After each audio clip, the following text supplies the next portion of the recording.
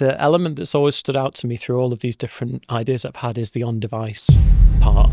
And that's something that I believe strongly in, that over the next 5 to 10 years, all AI is going to migrate locally to your phone. So you're not going to need to connect to a server, and you can run it on your laptop and do everything that you need. Welcome to Success Means Business, the podcast that explores how leaders turn complexity into clarity. In this episode, we go beyond the hype of AI to discover what's really happening underneath it with Travis Ralph-Donaldson, founder of AI platform Niter.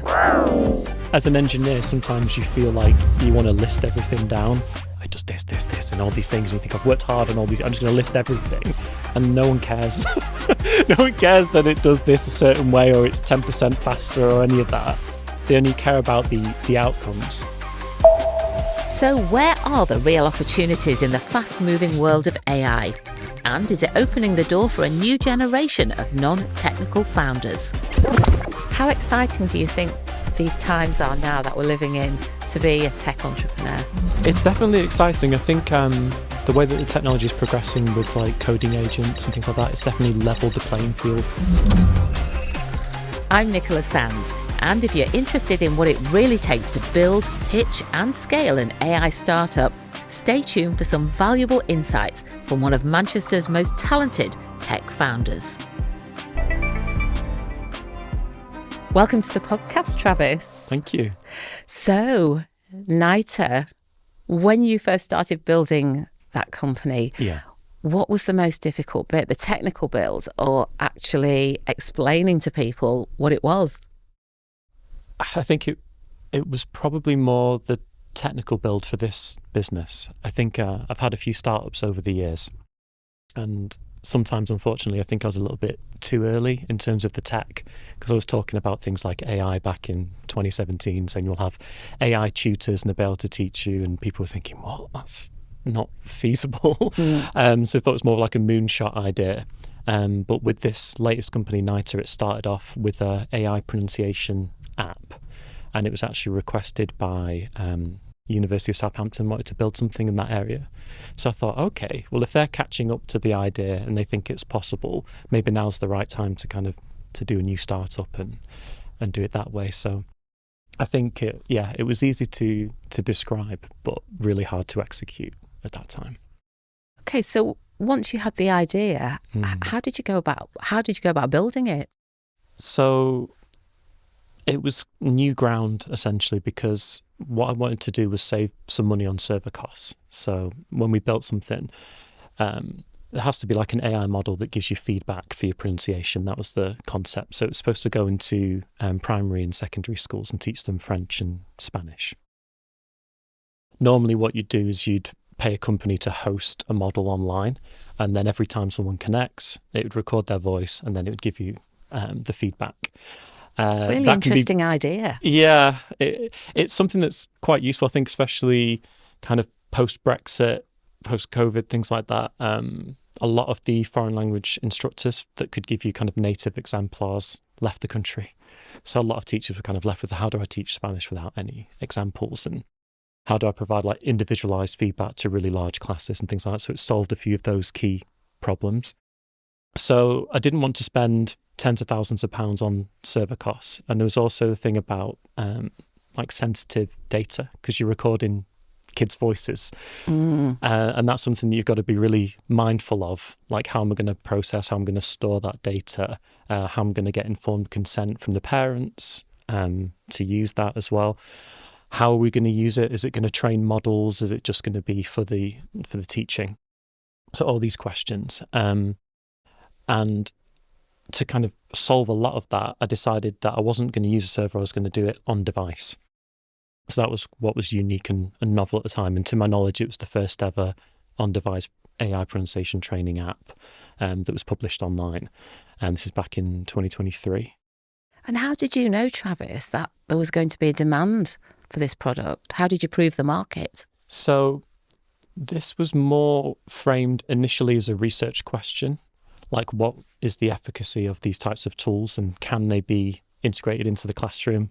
Can the teachers install them? Will it work on all the old Chromebooks and tablets from 8 years ago that they have in these primary schools? Because they're not very well resourced generally across the country, unfortunately. So it was a question of, could it work? What's the feasibility? And would the children learn better using these tools than compared to like a control group? So it was a proper research project that was funded through the university. But I also saw the commercial potential of scaling it beyond that. And that was why I decided at that point, rather than just take a fee for developing the app, I was basically saying, well, I've built a lot of the components already in the design. I'll license that to you to use for research purposes so that I own all of the IP, so that after the project's finished, I can go away and sell it as a product. And did you do that? At the moment, it's still in the pilot stages. So it took me about 18 months to build, because I did all of the development by myself and designed a lot of the lessons. I collaborated with people from the university as well, and they basically gave me the specification of what they wanted it to do, but I had to go away and build it, essentially. So yeah, it took a lot of time. It took away from a few other things. I was doing a PhD at the time as well, and I prioritized that work because it was a big national research project. It was funded, ESRC funded for about £850,000. It's one of the biggest ed tech funds in the past decade. But to take that out into the world commercially, though, Travis, obviously that would take funding, pitching. Yep. How do you go about doing that? Yeah, so there's a few ways. I mean, the previous startup that I had was for teaching Japanese language, and that was for handwriting. So I studied Japanese for my undergraduate degree, and I struggled with writing the kanji characters, like the pictographic symbol, because there are thousands of them. I just found it really boring going through that process. So I designed something that gamified the handwriting.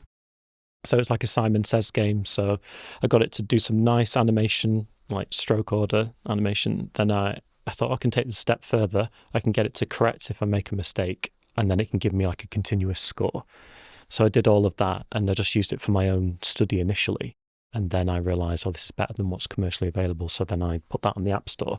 This was a while ago. This was like 2011. I built the first prototype. And then because I think there were less things available on the App Store because it was early days of like iPod Touch and iPhone, I got a lot more traction. So it was much easier then to get like organic traffic from something. So it did really well. I think when I released the commercial version on the App Store, I got about 5,000 downloads in the first month. Wow. And I got 10% of that was converted to in-app purchase. So it was like a free for the first 10 kanji, and then you'd buy like packs.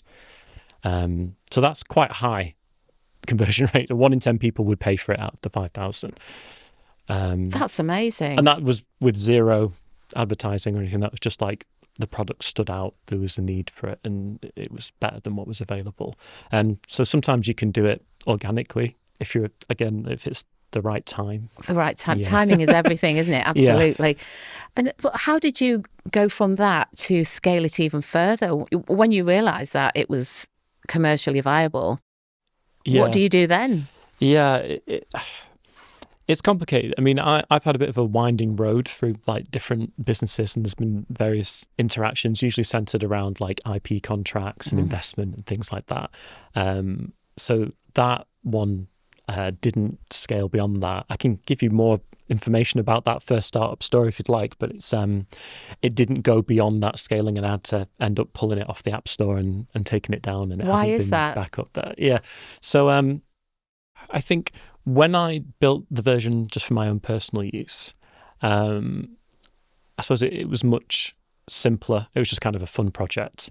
And then I was doing a master's at the University of Southampton, and they had like a kind of a startup accelerator incubator space called Future Worlds. And I kind of showed them the prototype app that I'd built, and they were like, "Oh, this is amazing! You should go and pitch, and you should do this competition." And this was all completely new to me then. And I thought, okay, that's interesting. I'll give it a go. And I did like their version of. They actually called it Dragon's Den, but it's like Dragon's Den Southampton. Yeah. But they had real judges. So they had, I think it was like the CEO of Apple Europe. Low-end present, so it was like the director of Ministry of Sound, if you remember all the dance CDs and stuff in the 90s. Oh, yes. So like real like millionaire investors on the panel. And that must have been very nerve-wracking. Yeah, it wasn't too bad. I mean, prior to that, I'd done lots of stuff like performing on stage. So I'd done like singing, and I used to teach hip hop dance and done dance performances and things like that. So I was used to being on stage, but not speaking or pitching. So I think that probably gave me a bit more confidence, because that was my first time doing it. But yeah, it's a room of 500 people, mostly students and these judges. So I pitched that, Handy Kanji was what it was called, the app. So I pitched that, and 2 out of the 3 judges wanted to invest. And someone from the audience also wanted to invest, which was unprecedented. So they were like, "Oh, I'll give you my money as well." So that went down well. There were no like winners per se. It was just each round, each person that got up, similar to Dragon's Den, either you get investment or you don't. I ended up turning down the investment offer because the equity share was a bit crazy. I think, to be honest, What did they want? well, it was like 10 grand for 10% kind of thing, and it's just, it's not Wasn't worth not a it. good, like 100k valuation, which to a lot of like young students, I think, wow, amazing, I could get 30 grand for 30% and see dollar signs and all that. But I thought to myself, well, what do I need the money for? I've already built the product. I hadn't published it on the App Store at that point in time. So I just thought, let's see what happens before I take anyone's money. So I said no. You took a longer term view, basically. Yeah. Yeah. I thought, well, just because of the really bad valuation, I think, as well. I thought it's probably worth more than that. But it was a great experience to pitch, and obviously you must have articulated well Yeah, I think your so. business. Did it give you confidence? Could you tell it was landing well? I could. Yeah, I could tell it was getting a positive response. Like I said, with people in the audience as well that were kind of engaging and wanting to invest. And I suppose that, interestingly, I didn't think much of it because I had nothing to compare it to contrast with, because it's the first time I ever pitched. Oh, everyone wants to invest. Everyone's really happy. I just thought, oh, that must be normal. Can I ask, when it comes to pitching, did you, you've had a lot of success with pitching. How much do you practice, and how do you make something quite complicated clear so that people are interested? Yeah, I think for me, it's a lot of planning. So I'm not ad-libbing at all. So for me, when I pitch, especially when they're usually like elevator pitches, so it could be 1 minute up to 3 minutes maximum, usually most pitches are. A lot of the time you don't have any slides either, so it's just get up on stage and say it to the audience. Or my least favourite, which is pitch directly to a person. That's because I ended up pitching in China, and I pitched like the head of investment of Tencent, and it was just like a queue of us, and we just line up and then just pitch. We 1 minute, it's just like eye contact, pitch to this person. That's the most terrifying of all. But pitching in front of hundreds or thousands of people is pretty easy compared to that. For me personally. Interesting. So you find it more difficult when it's one-to-one than... It's much more intimate. It's much more intense, I think. Definitely. Because you can read their face. Oh, they're not interested immediately, or do you know what I mean? And how did that one go, the one-to-one? The Tencent one didn't go anywhere, unfortunately. Right. But maybe that's why it was my least favourite. I could just tell he was like, oh, well, another one in the queue, wait for this. Practice. Yeah. It's good practice. Really good practice. But Niter has actually, from those early days, great early traction, it's evolved quite a bit, hasn't it? Yes, it has. So I ended up doing quite a strong pivot about 2 months ago. I was exploring the space. I can kind of explain what the original business was based on, which was some of my PhD research, which was based around multimodal speech.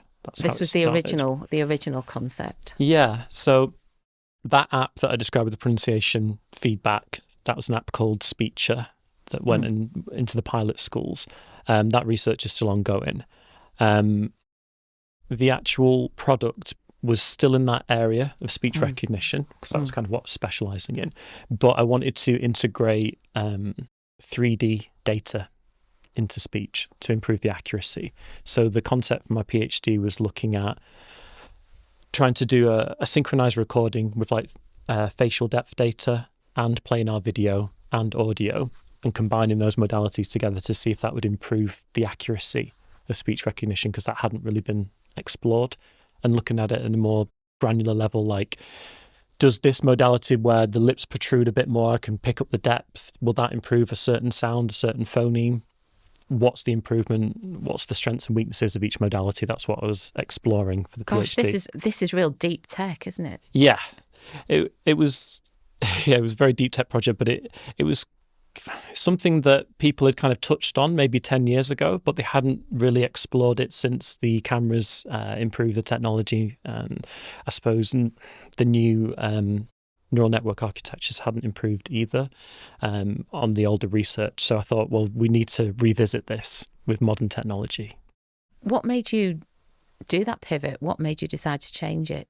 So when you're building what we call like a foundational AI model, that's something that you can use for various different applications, essentially. So if it's a speech recognition model, you could use it for medical transcription, you could use it for a diary app, you could use it even like a defense application or reading someone's lips. There's all these various things that you can do.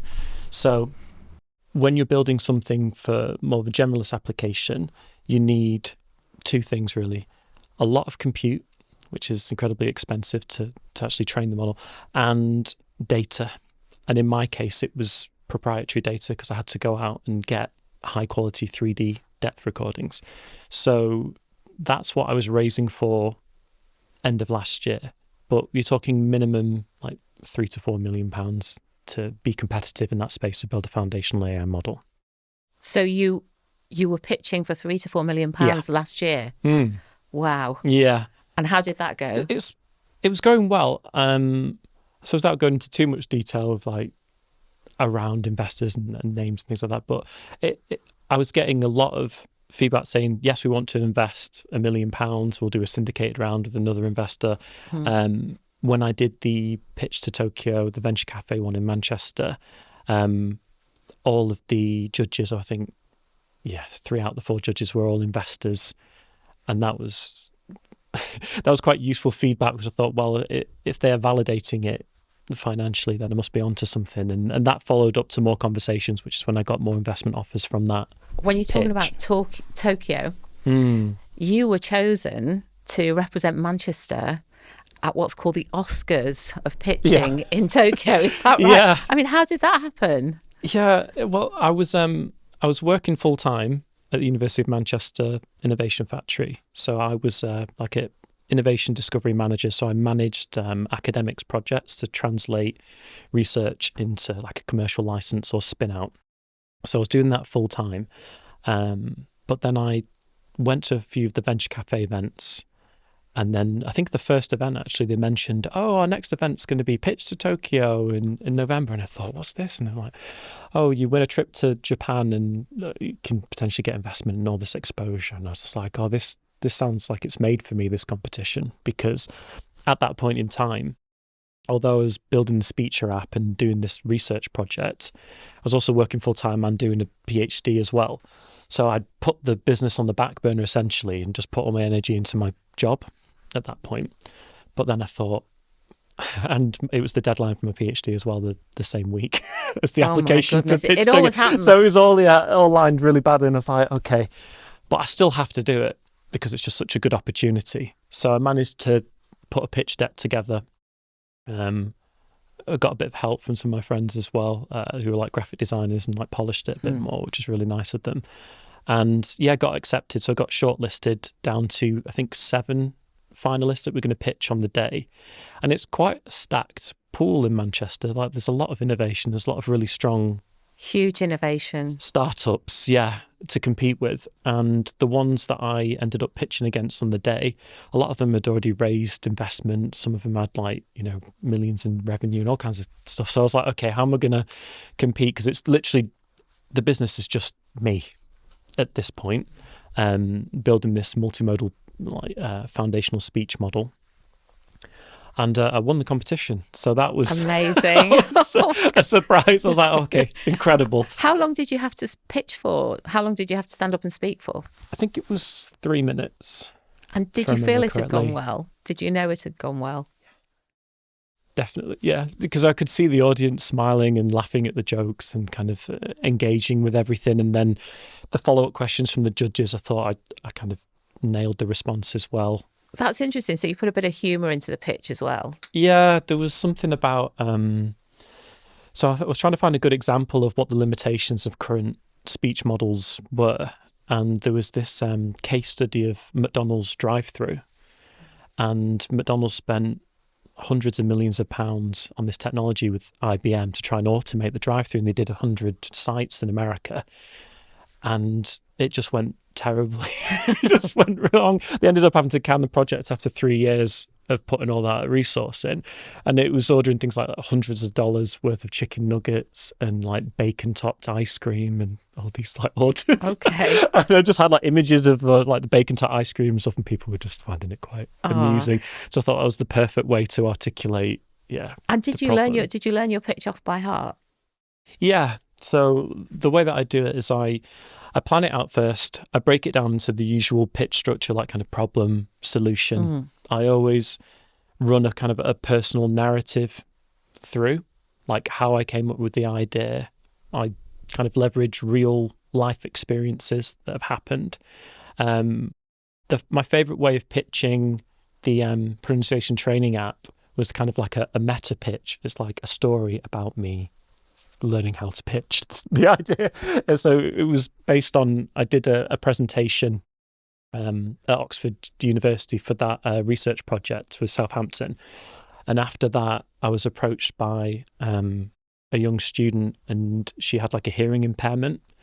And she was like, "Oh, this app sounds amazing. When does it come out? When can I use it?" And she said that she was quite self-conscious because her friends told her that she has a lisp when she speaks because she's got some hearing loss in the higher frequency range.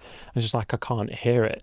And then that was the penny drop moment for me of like, oh, like speech therapy, this is what I should be doing this for.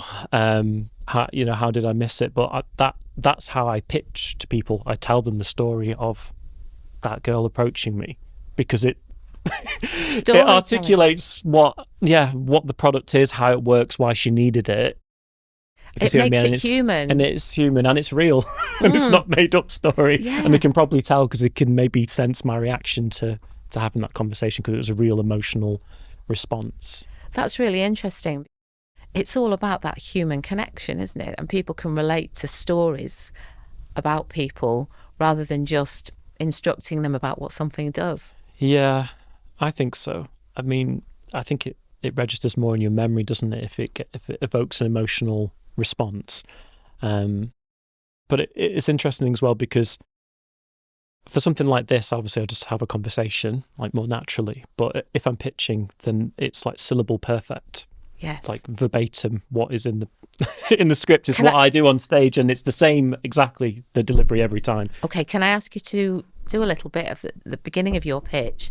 I'd love to hear it. You know what? I've probably completely forgotten now, because what I'll do is I'll drill it for a week and then I won't touch it. I mean, I pitched it a very similar version at Pitch to Tokyo in February. Yeah. I wonder if I could just...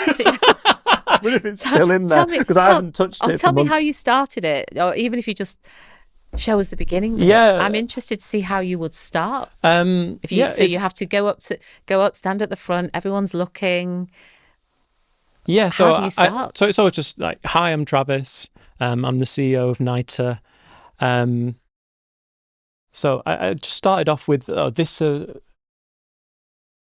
Nice natural start. I would just be like, I had an actual slide deck, so I could kind of refer to the images. So it had a picture of like an Alexa and Google Home and all these things. And I say, "Oh, some of you may use these devices. Oh, they work pretty well for most people. But let's look at the real world." And then I went over to the next slide, which was the McDonald's. And I said, "Oh, McDonald's spent, tens of millions of pounds working with IBM on this state-of-the-art speech system. And they had to pull the plug because it repeatedly misinterpreted everyone's orders." And then I listed things like hundreds of chicken nuggets, pause, and then say, "Oh, yeah, bacon-topped ice cream." And I say all the common issues were multiple speakers, and background noise and accents, and those were like the three main bugbearers, right, for for speech recognition systems. So that clearly like delineated all the problems. So that's the beginning. And then you That was talked the about problem. how your system was the solution. Was the solution to that. Yeah, using the 3D speech. So that worked. Do you get nervous when you are pitching? I do. So, or at least I did. Not so much anymore, but I think I could definitely feel it in my chest, like my heart would be pounding. And I'd feel like, oh, I'm so nervous when I'm on stage. And then afterwards, I talk to people and they go, oh, yeah, you seem great. You seem really confident. And I'm like, oh, they can't tell what's going on internally. That's a good sign. Yeah. What advice would you give to founders who, I mean, you have to have that confidence to get up there and tell people what you do, clearly. What advice would you give to founders about pitching? What's the best thing they can do to make it work? Interesting because it really depends on the individual, what kind of technique you would use, because what works for me might not work for someone else. And I think, like I said, because I'd done like open mic nights and things like that and memorized lyrics and stuff, or have a good memory, I was able to do that. I can just recite it perfectly, but that might not work for everyone. Everyone else might just go blank or something when they get on stage and it'll all go out the window. I had one instant where I was pitching in China and there was a stage that had a step on it and I was pitching all perfectly, and then I stepped down and I stepped down the step and it just like wiped my brain for like 3 seconds. I completely lost my track and then it came back and then I carried on. But I thought things like that could just throw you. And if you've memorized it perfectly and that happens, there's nowhere to go. You can't ad-lib. Do you know what I mean? Absolutely. So it's dangerous. So unless you're confident you can do it, that might not work. So I think, so if you feel comfortable, do it that way. That works for me really well. I think if it's more natural to you to talk, I suppose it's to frame it in a way that isn't, what's the word, like, just unnatural, like synthetic way of doing it, because I think people forget that, be authentic. I think people forget that you are just talking to people in the audience and you wouldn't do it any other way than you would talking to one of your friends. I think that's a kind of common bit of advice. That's good advice. I remember someone saying, think as if you're speaking to just one person. There might be hundreds of people or thousands of people in the audience, but just, they're just having that one-on-one with you. I think most of it isn't so much what you say. If someone feels that they're not good at pitching or they're still kind of finding their feet, it's more about coaching them as a person, isn't it? It's more about going, you understand what you're doing, you know what you're working on, you're the expert. That's probably going to help them more than saying, say this, say it this way. Absolutely. Just getting them in the right frame of mind, I suppose, to do it. So Travis, you've got a technical mind. You taught yourself to code, isn't that right? Yeah. So it's quite an interesting one because I had a bit of a like quarter life crisis on my 25th birthday. And it was a weird one because I kind of went out to the pub with my friends and then just like celebrating, but I just felt really down because in my mind at that time, I was like a mature student doing an undergraduate degree. And I felt like I was kind of lagging behind and I hadn't really got to where I wanted to be. And for whatever reason, it's birthdays, isn't it? Maybe you just feel like you're under the microscope. Taking stock, I suppose. Yeah. And it felt, for some reason, 25 hit more than any of my other birthdays, even more significant ones. But that one in particular got me. And yeah, it was weird. It was like having a good time. There was a nice girl there that I fancied. She seemed to be like quite into me and stuff. And I was like, no, I'm just going to go home. I'm just going home to Really? Yeah. So I just left her and went home. And I was like, and then I went back to our like dorm room and then I just started working on an idea that ended up being that handy kanji thing later. But I just locked myself in for like weeks and just worked on it and just figured out how to do it. So it was kind of born through that kind of somber melancholy of my birthday turned into something much better. Maybe you felt like you weren't reaching your potential. Yeah. You knew that deep down. And you felt, come on, I've got to do this. I've got to do something, more worthwhile and like get some real skills down. And that was it. And so I taught myself, I just worked out, I suppose, most of the problem with coding, and you may have experienced this recently with like doing development work and things like that. half the battle is just understanding what it does and what the design is, not necessarily how you build those pieces. So if you've got a really clear idea of what the features are, you can kind of work back from that. And that's what I did. I was like, I want it to do this. Okay, how do I break that down into its component parts? Okay, break it down into the smallest granular level. Then I can Google, okay, how do I make a loop? How do I make an array? Something like that. And then I just learned each piece and then built it up. And I was like, oh, I'm quite good at this. I managed to build something quite complicated. I thought I had a knack for it. With Niter, all the ideas in your head about what it was going to do and what it could do, how did you manage to get that out of your head to explain it clearly to people? To articulate it. Did people understand what you were trying to do? Not necessarily, because I think the issue was, again, that it was a new technology. So it's more distance to travel, isn't it, to kind of to explain to someone yeah, if it's novel. I think the issue with the Speech app is it's really complicated, and it's just got so many moving parts, and it was trying to figure out what the salient piece is of that. I think a good way to describe it was usually examples. So rather than just, as an engineer, sometimes you feel like you want to list everything down. It does this, and all these things, and you think, I've worked hard on all these, I'm just going to list everything. Yeah. And no one cares.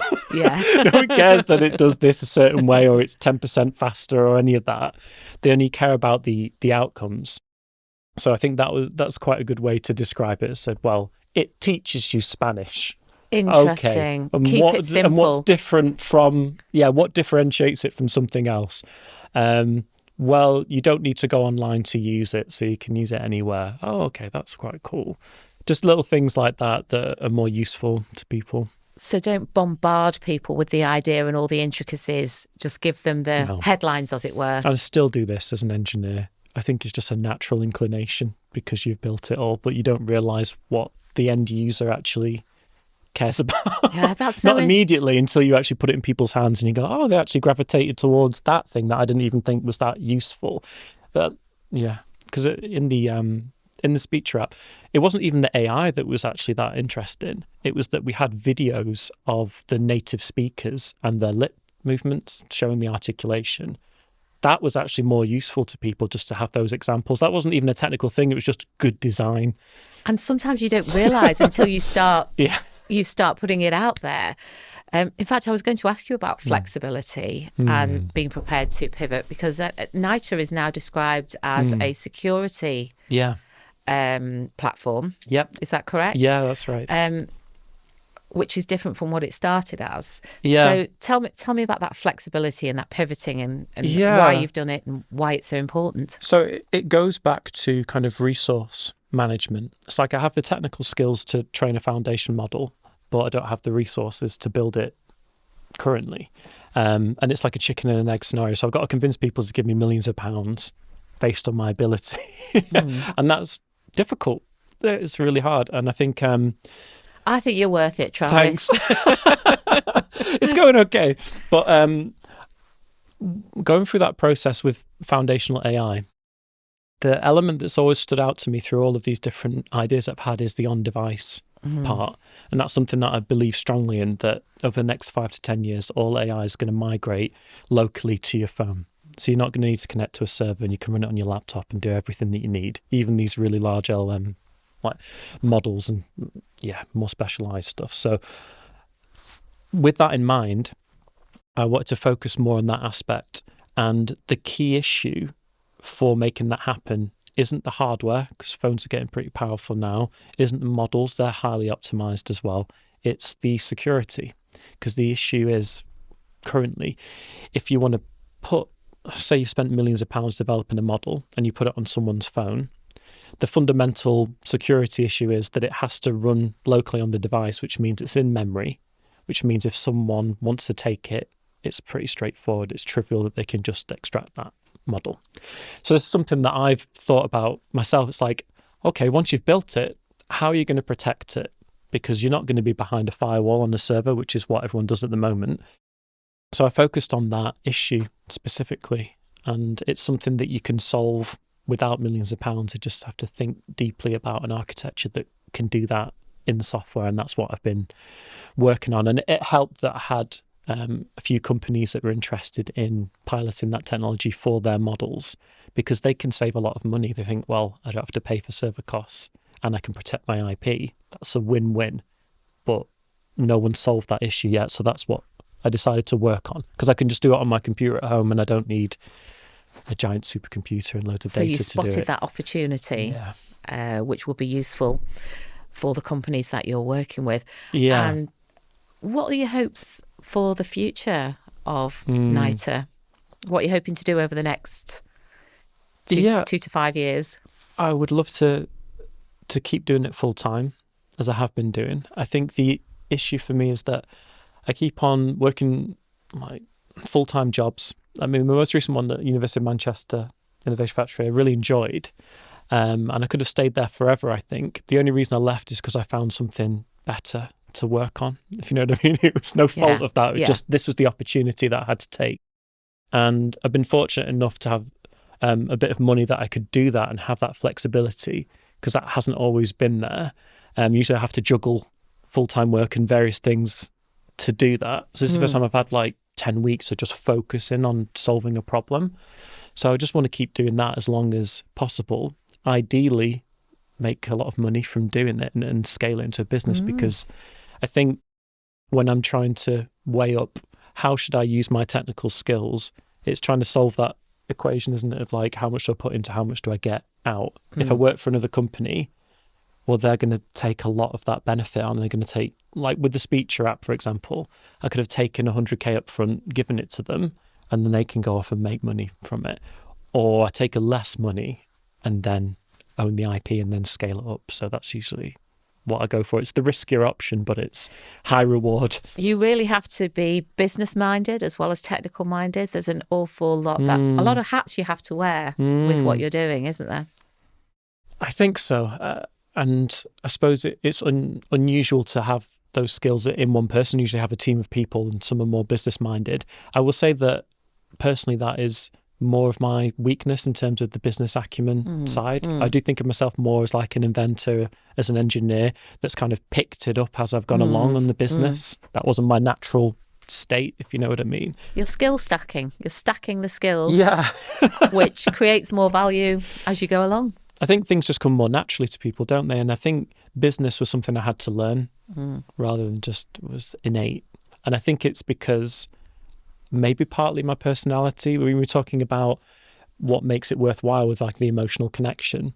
Like with the Handy Kanji app, I remember we filmed a promotional video and we gave it to some students and they were playing on it and they were smiling and it was like genuine reaction. I'd never seen anyone use the app. And that's what made it for me. I was like, oh, that's incredible. Something I've made is like brought them joy. And that's enough for me, which is not good business. Because I go, well, I can retire now, but if I could live. A lot of ways it is.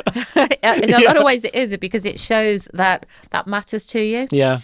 And that's really important to actually care in business. That's the motivation that gets me out of bed. Yeah. What would you say the biggest mistake that tech entrepreneurs make when they're building a platform?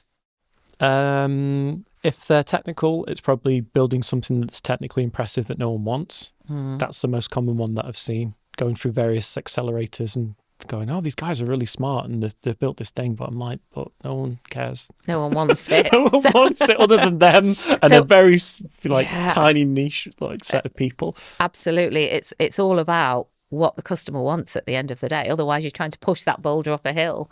Yeah. Whereas if you've got a product that you know has a ready-made market, the boulder's rolling down the hill. A big one that ideas fall down on, because I've mentored a lot of students and academics that are going through, I say, would you use it? And they say no. I go, why are you making it? And they go, oh, God. Seriously? Yeah, sometimes they don't ask the obvious questions. Do you know what I mean? And that's the first one I ask. Well, usually I build it for myself anyway, like with the Handy Kanji thing. It's like, well, I need this to make studying more interesting. And it's the same with the security thing. It's like, if I'm going to build these models, I want to make sure they're secure. So I would use it. So that's like the first hurdle, isn't it? Yeah. So would your advice be to go and talk to potential customers first and do some market research before you start building? I think that's the smart way to do it. 100%. It's difficult though, because part of me feels like it's disingenuous. I don't know. Now that you're saying it to me, when I think about it, if I was to go out there and just go, right, I'm going to find an idea and I'm just going out to search for something. Yeah. I don't know if it's just the way that I work, but I like to think things happen more organically and naturally. So they kind of come to you. I agree. And then you explore it. I agree. That's just me though, but that probably works from a business perspective, wasn't it? Like, explore the space, talk to as many people. It's all definitely smart stuff to get you off the ground. I think the piece you're just saying about it happening organically is really important, because sometimes you could be doing work. What we're developing at the moment has come through years of working with a certain sector and noticing the issues that they have. Yeah.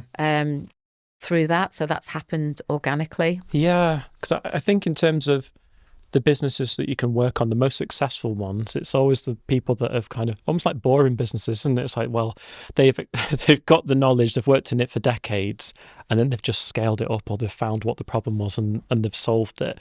But I think it has to be related to your skill set and interests as well, because it's hard, isn't it, doing your own business? And if you don't find it even remotely interesting, it's like with PhD research, a lot of people kind of fall off the wagon if they don't pick something that's genuinely intriguing. 100%. And I think it's about being authentic, being yourself, and picking things that you genuinely are interested in and match your skill set, and really being mindful of that.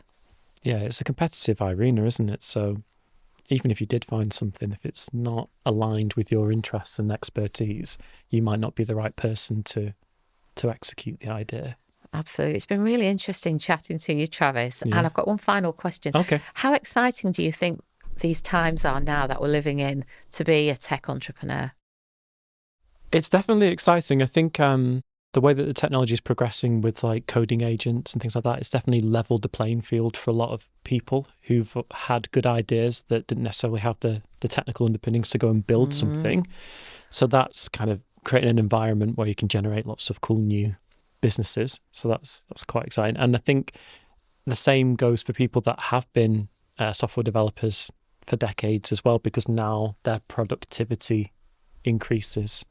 So now I can build things that would have taken me years in months, or wouldn't have even been feasible before. So it's kind of a new frontier. That's the upside of everything, the exciting part.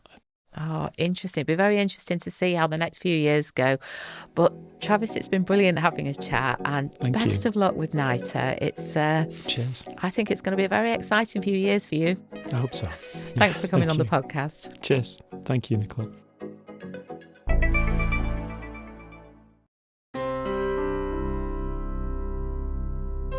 Success Means Business is brought to you by Applehead Media.